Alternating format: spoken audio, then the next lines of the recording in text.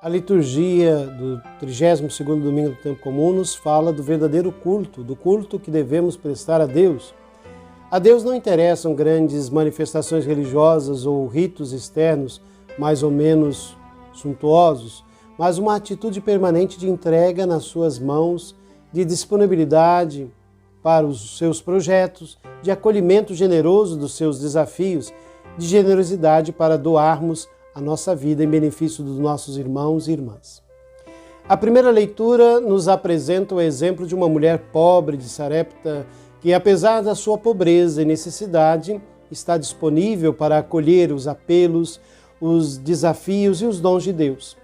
A história dessa viúva, que reparte com o profeta os poucos alimentos que tem, nos garante que a generosidade, a partilha, a solidariedade não empobrecem, mas são geradoras de vida e de vida em abundância.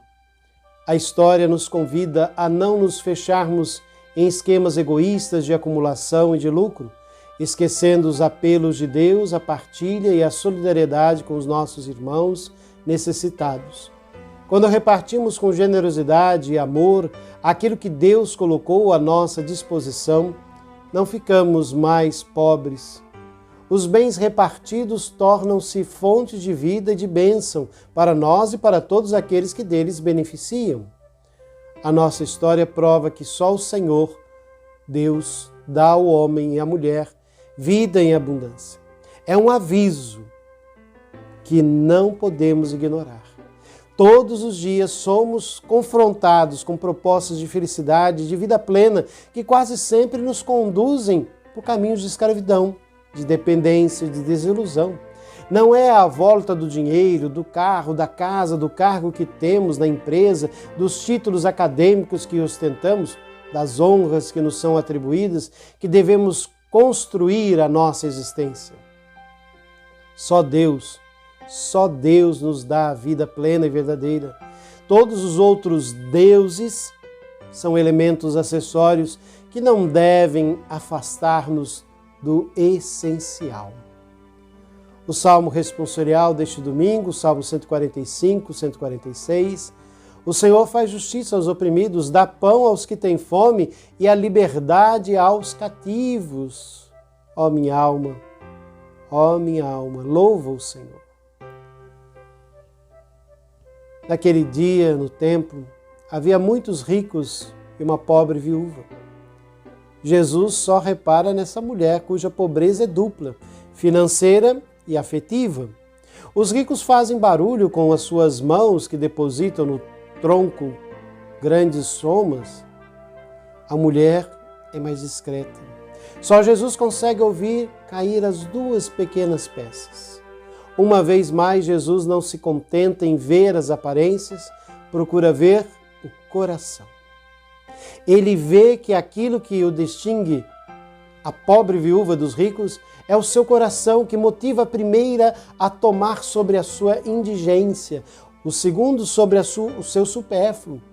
Parece que a mulher não contou, não negociou com Deus, ela deu tudo o que tinha para viver. Os ricos dão com boa consciência, a mulher dá com bom coração. É por isso, diz Jesus, que ela deu mais do que toda a gente, nem em quantidade, mas em generosidade.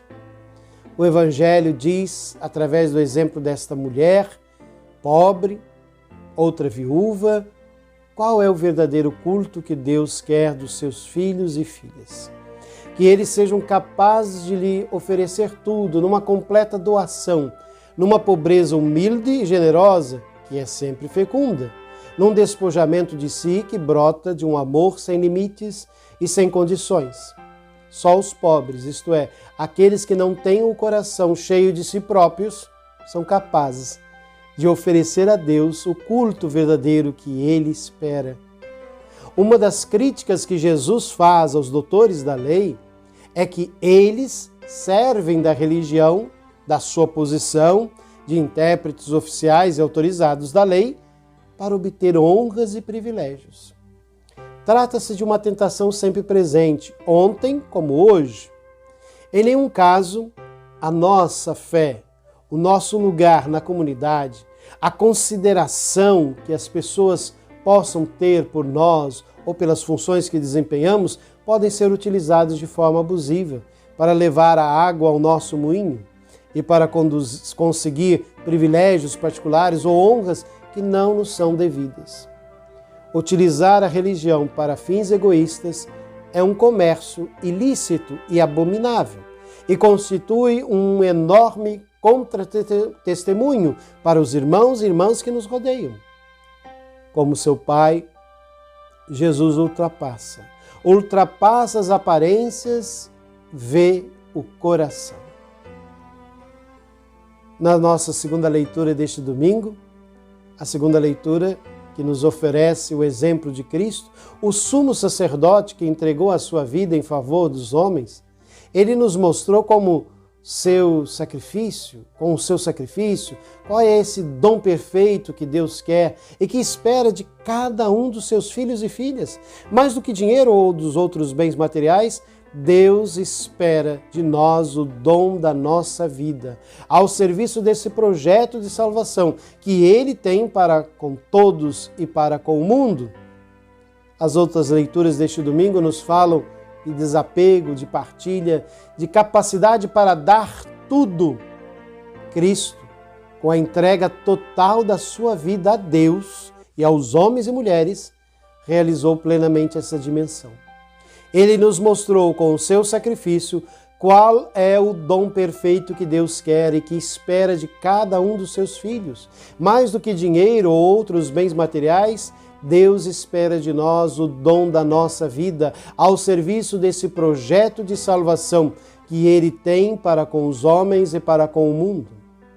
A certeza de que Jesus Cristo, o sacerdote perfeito, venceu o pecado e está agora junto de Deus, intercedendo por nós e esperando o momento de nos oferecer a vida eterna, deve nos dar confiança, deve nos dar esperança ao longo da nossa caminhada diária pela vida. A palavra de Deus que hoje nos é oferecida nos garante que as nossas fragilidades e debilidades não podem afastar-nos da comunhão com Deus, da vida eterna. E no final do nosso caminho, Jesus, o nosso libertador, lá estará à nossa espera para nos oferecer a vida definitiva, a vida plena.